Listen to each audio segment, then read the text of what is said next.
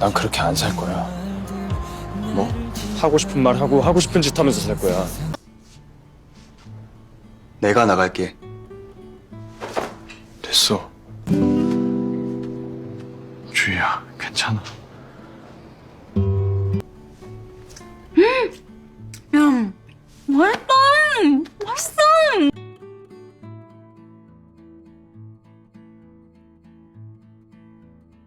Halo guys, balik lagi ke channelnya Mimin. Gimana kabar teman-teman semua? Semoga baik-baik aja ya. Nah, pada kemana nih malam mingguan yang gak ada kerjaan? Mari kita lihat gimana kelanjutan kisah dari drama The Golden Spoon episode 7. Ini dia. 으로 인한 실축사 처리될 겁니다. 끝까지 마무리 잘해. 말나지 않게. Najuhi kaget banget ketika dia mengetahui tentang kematian ayahnya, dan dia pun belum bisa dengan ikhlas melepas kepergian dari ayahnya dia. Dan di sini menurut Mimin mencurigakan adalah nih asisten pribadi ayahnya Najuhi dan juga si Pak Pol yang lagi meriksa di sana, karena ternyata dia itu malah menghapus CCTV yang ada di sana dong. Wah, semuanya seperti sudah direncanakan. Yang menjadi pertanyaan, siapakah yang udah ngebunuh ayahnya Najuhi? Dan yang Min buat curiga adalah apakah itu semua rencana ayahnya si Hwang Tae-yong?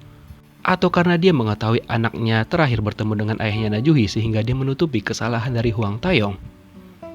Dan keesokan paginya Hwang Tae-yong palsu mendengar bahwa ayah Najuhi tiba-tiba aja koit tadi malam. Kemudian ayahnya heran padahal mereka sudah membicarakan hal itu tadi pagi. Dan disinilah si Hwang Tae-yong palsu berpura-pura tidak mengingat hal itu dan mengatakan bahwa pikirannya lagi kacau. Lalu ayahnya mencoba menenangkannya dengan mengatakan bahwa itu semua hal yang tidak penting dan juga tidak perlu untuk diingat, sehingga wajar saja kalau Hwang Tae-yong palsu tidak mengingat hal itu. Dia aman untuk saat ini. 그렇게 분리할 때만 딱 기억이 안 날까? Namun di sisi lain, ibu tirinya seperti curiga karena dia pada malam harinya si Hwang Tae-yong yang asli itu, dia kan pada saat kejadian ayah Najuhi itu koit, dia pulang dengan keadaan mabuk. Sehingga semua hal yang terjadi kepada ayah Najuhi tertuju kepada si Hwang Tae-yong. Sehingga Lee Song Chon yang asli menjadi heran apa yang terjadi pada malam itu, kenapa Hwang Tae-yong tiba-tiba saja mabuk dan dia harus segera memecahkan misteri tersebut. Kemudian yang membuat mencurigakan adalah salah satu pembantu Hwang Tae-yong itu kayak mencuci jas yang dipakai oleh Hwang Tae-yong yang bersimbah darah. Sebenarnya apa yang terjadi? Wah, semoga nanti kita diberitahukan ya. 그런 말씀을. 언젠간 이 말이 생각날 때가 있을 게. Sehari sebelumnya ketika si Lee Song Chon asli mendatangi si nenek memberikan pesan isyarat gitu. Kemungkinan sih menurut Mimin pesan yang diberikan oleh si nenek itu adalah karena pertukarannya sering terjadi ataupun sering di mix gitulah tentang kehidupannya dia dengan si Hwang Tae-yong asli, maka suatu hari nanti bakal ada hal yang terjadi dan tak terduga. Penasaran juga nih. Sementara itu Moon-ki dimarahin sama ayahnya Hwang Tae-yong karena dia sudah lalai banget, udah 2 kali nih ceritanya ya kan. Kemudian ayah Hwang Tae-yong kayak mengungkit-ungkit bagaimana dirinya bisa sampai ke rumah itu dan juga bagaimana dirinya mendapatkan gaji yang tinggi ketika dia bekerja dengan keluarganya si Hwang Tae-yong. Dan dirinya pun diberikan kesempatan terakhir oleh ayahnya Hwang Tae-yong. 아빠 죽일 사람 아무도 없다고! Sementara itu Najuhi yang meratapi kesedihan karena kepergian ayahnya, tapi abang tirinya wah benar-benar gak ada akhlak, malah memarah-marahi Najuhi padahal itu lagi berduka ya kan. Dan setelah itu datanglah si Hwang Tae-yong untuk menenangkan Najuhi. Namun Najuhi sedih karena ayahnya Hwang Tae-yong tidak datang. Dia berharap bahwa ayahnya Hwang Tae-yong bakal memberikan penghormatan terakhir kepada ayahnya Najuhi gitu ya, setidaknya berkunjung lah gitu ya kan. Tapi ternyata nggak ada. Dan setelah itu datang juga si Lee Song Chon palsu dan akhirnya dia memeluk Najuhi agar Najuhi bisa tenang. Tapi di sisi lain si Hwang Tae-yong palsu sedih dong dan juga cemburu melihat hal itu. Dan entah kenapa kakak tirinya si Juhi itu tiba-tiba aja ribut masalah harta gono gini. Kemudian hal itu membuat Najuhi geram kepada mereka dan mengatakan jangan membahas hal tersebut apalagi hari itu adalah hari kematian ayah mereka. Dan Najuhi pun hampir aja ditampar sama abangnya dan untung aja ada Hwang Tae-yong yang langsung ngebela si Najuhi. Maksud Mimin Hwang Tae-yong asli ya. Dan di sini Hwang Tae-yong asli ataupun Lee Song-cheon palsu itu benar-benar keren banget ketika dia membela Na Ju-hee. Sementara itu Hwang Tae-yong palsu berpapasan dengan ayahnya Oh Hyo-jin dan dia sepertinya bakal memberi pelajaran nih kepada ayahnya si Hyo-jin karena perlakuan yang sudah diberikan oleh keluarganya. Dan dia pun meminta kepada Moon-ki untuk melihat semua penggelapan pajak dan juga hal negatif lainnya yang dilakukan oleh ayahnya si Oh Hyo-jin. Di sisi lain Sung-ah tiba-tiba aja dimarahin sama atasannya dia, tapi untung aja bos mereka baik sehingga Sung-ah dibela sama bosnya dan juga posisi itu langsung diberikan kepada Sung-ah dong. Sung-ah pun mendapatkan posisi naik jabatan gitu ceritanya. Dan gak sampai di situ, orang tuanya juga ayahnya itu mendapatkan pekerjaan di mana webtoonnya dia itu tiba-tiba aja di-review sama sebuah perusahaan dan juga kebetulan emaknya dia mendapatkan pinjaman dari bos emaknya beberapa uang gitulah yang bisa mereka gunakan untuk menyambung hidup. Entah kenapa banyak banget keberuntungan yang didapatkan oleh keluarganya Lee Song-cheon pada hari itu. Dan Lee Song-cheon pun yang asli ya melihat ke orang tuanya dan dia berjanji dia akan kembali lagi kepada mereka dengan uang 100 miliar won. Yakin? Kita lihat nanti. 황태영이야. 황태영이 틀림없어. 그 자식이 왜? 지랑 나랑 뭔 상관인데 나를 쳐? Oh Hyo-jin semakin ketar-ketir karena ayahnya udah ketahuan dong karena semuanya dibongkar sama si Lee Song-cheon ataupun Hwang Tae-yong palsu. Dia mengatakan kepada ayahnya untuk diam aja dan jangan melakukan apapun biar dia sendiri yang mengurus dan berbicara dengan si Hwang Tae-yong palsu mengenai hal ini. Ketika dia mencoba untuk nelpon si Hwang Tae-yong, malah teleponnya dia diabaikan dong, di reject aja gitulah. Maaf, yuk kita lanjut. Nah, nggak sampai di sana, Hwang Tae-yong palsu meminta bantuan kepada Moon-ki lagi untuk melihat nih dari manakah pamannya dia menggunakan saham yang dikasih oleh keluarganya Ju-hee kepadanya. Setelah itu mereka langsung pergi menemui orang tersebut dan si Hwang Tae-yong pun udah nggak sabar lagi dan mereka pun langsung bertemu dengan si bapak ini. Ya pakaiannya sekilas sederhana aja sih, tapi sebenarnya dia itu orang kaya gitu. Nah setelah itu Hwang Tae-yong palsu nggak mau basa-basi, dia langsung to the point dan juga kepada intinya. Awalnya si bapak ini nggak mau mengaku, tapi setelah si Hwang Tae-yong kayak memberikan kong kali kong dan juga penawaran, dia akhirnya setuju dan menelpon pamannya si Hwang Tae-yong dan mengatakan bahwa dia menarik semua duit yang pernah dia berikan kepada si pamannya ini. Wah, ketar-ketir tuh dia. Hwang Tae-yong berterima kasih kepada si kakek itu atas bantuan yang sudah dia berikan sehingga kepercayaan pun didapatkan oleh si Hwang Tae-yong palsu. 짠돌이 네 아빠 똑 닮았구나. 집사님. 왜? 내가 반말한 Di sisi lain Na Ju-hee nggak enakan sama asisten pribadi ayahnya dan dia pun memberikan pesangon gitu. Tapi ternyata malah lebih nggak ada akhlak nih si pembantu ini. Dia bilang uang yang diberikan oleh Na Ju-hee itu sedikit banget dan dia pun melemparkan uang itu ke arah Na Ju-hee. Walaupun setelah itu dia mengambil kembali uang tersebut. Cuma di sini Na Ju-hee itu agak heran dengan sikap si ibu Kim ini. Kemudian ketika si ibu ini mau pergi, Na Ju-hee bertanya apakah dia ada ketika ayahnya koid dan si ibu Kim ini tutup mulut karena dia udah dibayar sama si bapak ini. Seperti yang bilang tadi di awal, dia cukup mencurigakan dan sepertinya dia tahu sesuatu. Wah. Sementara itu pamannya si Hwang Tae-yong kayak emosi banget dong kepada sikap Hwang Tae-yong yang sudah membuat dia merugi besar. Dan pada waktu itu dia juga diberitahukan nih sama kakaknya bahwa ada yang aneh dengan si Hwang Tae-yong, di mana pembantu mereka juga salah satunya itu tiba-tibanya ngebakar semua baju yang dipakai Tae-yong pada hari kematian ayahnya Na Ju-hee. 가지고 가. Kemudian keesokan harinya Na Ju-hee meminta tolong kepada ayahnya Hwang Tae-yong untuk ngebongkar nih sebenarnya apa terjadi sama ayahnya karena dia nggak percaya ayahnya itu bundir. Tapi ayahnya Hwang Tae-yong enggak mau dan mengatakan kepada si Na Ju-hee bahwa dirinya belum dewasa dan dia harus percaya dengan apa yang diselidiki oleh Pak Pol. Dan dia pun tiba-tiba memberikan sebuah cek gitu kepada Na Ju-hee. Tapi di situ kayaknya Na Ju-hee itu nggak mau menerima cek tersebut karena dia yakin bahwa ayahnya itu harus mendapatkan keadilan. Dan juga cukup mencurigakan sih tentang cek yang diberikan oleh ayahnya si Hwang Tae-yong ini kepada Na Ju-hee. Di situ tertuliskan Nama ayahnya Najuhi dan cek itu cukup besar sih, jumlahnya itu 1 miliar won. Wah, dan perkataan dari ayah Hwang Tae-yong ini kayak rancu gitu. Presdirna, perjalanan putrimu masih panjang. Kira-kira apa maksudnya? Kita lihat nanti. Kemudian Oh Hyo-jin akhirnya bertemu dengan si Hwang Tae-yong palsu dan dia pun marah banget atas apa yang dilakukan oleh Hwang Tae-yong kepadanya. Lalu dia mengatakan bahwa si Hwang Tae-yong ini bisa menjadi sekarang karena dia mencegah si Hwang Tae-yong asli itu bundir. Kalau Hwang Tae-yong asli bundir, nggak mungkin si Lee Song-cheon bisa bertukar lagi gitu kan. Tapi Lee Song-cheon nggak peduli dengan apa yang dikatakan oleh si Oh Hyo-jin. Dia malah langsung ninggalin Oh Hyo-jin. Sementara itu pamannya Hwang Tae-yong mulai menyelidiki nih kira-kira apa yang terjadi di malam kematian ayahnya si Najuhi. Dan sepertinya dia menemukan sesuatu yang menarik dari CCTV di rumah mereka. Bahaya nih keadaannya si Hwang Tae-yong nantinya. Kira-kira dapat kalian menyelesaikan masalah tersebut? Karena nggak mungkin pamannya ini tinggal diam, apalagi si Hwang Tae-yong sudah mencuri saham dari dirinya. Keesokan harinya, si Najuhi dan juga si Hwang Tae-yong asli itu pergi menemui keluarganya Najuhi untuk memberikan pengarahan tentang pembagian warisan mereka gitulah. Dan di sini si Najuhi ketika dia datang, tiba-tiba aja dia langsung diminta untuk menandatangani hal tersebut. Padahal dia belum diskusi loh. Jadi kayaknya dia nggak dilibatkan untuk diskusi, cuma datang ke sana dan tanda tangan berkas-berkas tersebut.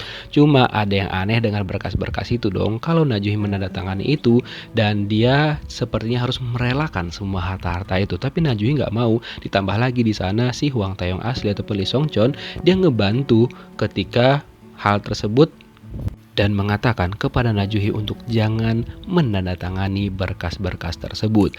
Dan dia juga mengenal beberapa pengacara pajak yang terbaik di negara itu. Dari awal dia sudah curiga bahwa niat abang-abangnya si Najuhi itu udah nggak baik. Lalu dia langsung ngebawa Najuhi pergi dari sana tanpa mendapatkan tanda tangan Najuhi. Dan mereka pun langsung ketar-ketir dong. Najuhi berterima kasih kepada Lee Song-cheon karena sudah ngebantu dia pada waktu itu. Nah, ketika mereka mau pergi nih, mau makan bareng gitu kan, karena Najuhi mau traktir si Lee Song-cheon, tiba-tiba aja mereka melihat sebuah lukisan dan Lee Song-cheon mengatakan kemungkinan lukisan itu adalah lukisan asli, yang ternyata pemilik tempat itu adalah si kakek yang ditemui sama si Hwang Tae-yong beberapa hari silam. Si kakek heran kenapa Lee Song-cheon tahu kalau lukisan itu asli, dan pertama kali orang yang tahu itu baru si Lee Song-cheon ini. Dan Lee Song-cheon pun kayak dikasih gitu uang sama si bapak ini. Tapi Lee Song-cheon ngerasa uang yang dikasih sama si bapak ini tuh kayak kurang gitu loh. Padahal jumlahnya cukup banyak sih sebenarnya. Nah, karena dia nggak terima dengan total uang yang diberikan sama si kakek itu, karena kan dia udah terbiasa kaya gitu, jiwa kayanya masih kebawa kayaknya kan, dia malah meminta selembar lagi kepada si bapak itu dengan meninggalkan nama dan juga nomor teleponnya kepada si bapak, karena satu lembar lagi itu si bapak bilang nggak gratis. 나 말고 이 형이요. Di sisi lain si Hwang Tae-yong palsu mengantar si Moon-ki untuk ditata rambutnya di tempat kakaknya si Lee Song-cheon. Wah, apakah Moon-ki dan juga kakaknya Lee Song-cheon bakal berlayar ya? Bahkan si Hwang Tae-yong bertukar nomor nih dengan kakaknya si Lee Song-cheon. Malah di sini yang dikirain suka sama kakaknya Lee Song-cheon adalah si Hwang Tae-yong. Kepedean nih dia. Si Moon-ki pun kayak ketawa aja, tapi mungkin bisa jadi dia sekalian cemburu ya kan. Dan ternyata di belakang mereka itu diam-diam nih orang ngikutin mereka dong. Ternyata dia itu disuruh sama si Oh Hyo-jin untuk mengikuti kemanakah perginya si Hwang Tae-yong. Wah, kayaknya mau nyari celah lagi nih dia. Sehingga setelah itu dia pergi menyuruh ayahnya ke suatu tempat karena kebetulan waktu itu dia mendengar bahwa keluarganya Lee Song-cheon mau mengadakan acara gitu.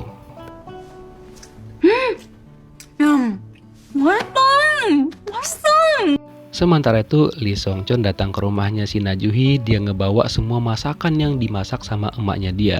Najuhi terlihat seneng banget karena semua masakan emaknya si Lee Song-cheon itu benar-benar enak. Dan tiba-tiba aja Lee Song-cheon nyium Najuhi. Dan ini nggak vacuum cleaner sih guys, cuma sekedar nempel gitu. Dan ketika mau vacuum cleaner nih, tiba-tiba aja Najuhi kayak enggak dulu deh gitu kira-kira, dan dia pun enggak jadilah vacuum cleanernya di sini ya teman-teman. Harap bersabar. Dan kebetulan juga pada saat itu si Hwang Tae-yong palsu datang. Ganggu aja nih orangnya kan. Dan ketika itu pun dengan gak ada akhlaknya dan gak ada rasa bersalahnya kepada Najuhi, dia makan dengan lahapnya dong. Kemudian disadarkan sama si Lee Song Chon, lo itu benar-benar kayak gak ada akhlak gitu ya. Najuhi itu lagi berduka lo, dan juga penyebabnya keluarga lo gitu, paman lo sendiri gitu. Dan setelah itu, Hwang Tae-yong palsu pun langsung menghentikan makannya dan selera makannya pun langsung hilang pada saat itu. Dan ketika dia juga memberikan fakta kepada si Najuhi tentang ya udah Najuhi itu harus merelakan semua harta-hartanya sesuai dengan permintaan kakaknya karena dapat bertambah buruk ke depannya gitu loh. Tapi Najuhi nggak mau dan dia pun pergi meninggalkan si Hwang Tae-yong dan juga Lee Song Chon karena dia mau menenangkan diri. Kemudian Lee Song Chon pengen menghibur Najuhi, tapi dia ditahan sama si Hwang Tae-yong biar Hwang Tae-yong lah yang pergi untuk menghibur si Najuhi. Bilang aja cemburu ya kan. Dan ketika dia menghibur si Najuhi, tapi dia juga sekalian memberikan fakta-fakta gitulah. 주희야, 근데 그 말은 못 해주겠다. 미안. 그만 돌아가. Semua dia katakan kepada Najuhi, pokoknya pahit-pahitnya gitu dia bilang kepada Najuhi. Intinya Najuhi harus merelakan semuanya gitulah. Tapi si Najuhi itu enggak mau mendengarkan apapun yang dikatakan oleh si Hwang Tae-yong. Intinya dia bakal tetap mengungkap tentang kematian ayahnya dan dia bakal tetap mempertahankan harta-harta tersebut. Dia enggak mau merelakan harta itu dengan ya ikhlas gitu. Intinya dia enggak ikhlas gitu. Setelah itu dia langsung menyuruh si Hwang Tae-yong palsu untuk pergi meninggalkan dirinya. Wah. Kemudian pada malam harinya keluarganya si Lee Song Chon kan ada acara tuh, dan akhirnya keluarga mereka berkumpul lagi nih. Tapi ketika dia dan ayahnya pergi ke tempat emaknya, nah di sanalah mereka melihat hal yang nggak baik sih. Ternyata di sana tiba-tiba aja ayahnya Oh Hyo Jin. Ternyata ini rencana Oh Hyo Jin nih, dia nyuruh ayahnya untuk meminta maaf kepada keluarganya Lee Song Chon. Ditambah lagi ayahnya kan di sana kayak nyatain cinta tuh sama emaknya si Lee Song Chon, dan akhirnya dia babak belur tuh sama keluarganya Lee Song Chon. Kemudian dia mencoba untuk kabur karena Lee Song Chon udah emosi banget. Dia ngejar ayahnya si Oh Hyo Jin. Dia nggak biarkan ayahnya Oh Hyo Jin itu lepas gitu aja. Dan akhirnya dia mendapatkan ayahnya Oh Hyo Jin, dan dia pun ngebawa ayahnya Hyo Jin itu pergi dari sana dengan kecepatan tinggi menggunakan mobil. Sehingga ayahnya Oh Hyo Jin tuh kayak udah takut banget dong dengan kelakuannya si Lee Song Chon. Kemudian kakaknya Lee Song Chon itu mengabari si Hwang Tae-yong palsu dan dia meminta bantuan karena si Lee Song Chon nyulik ayahnya si Oh Hyo Jin. Padahal waktu itu ayahnya pengen mempertemukan Lee Song Chon sama si kakek ini lagi, tapi si Hwang Tae-yong palsu keburu pergi karena ada urusan penting gitulah kira-kira katanya kepada ayahnya. Wah bahaya nih, ayahnya pasti kecewa nih.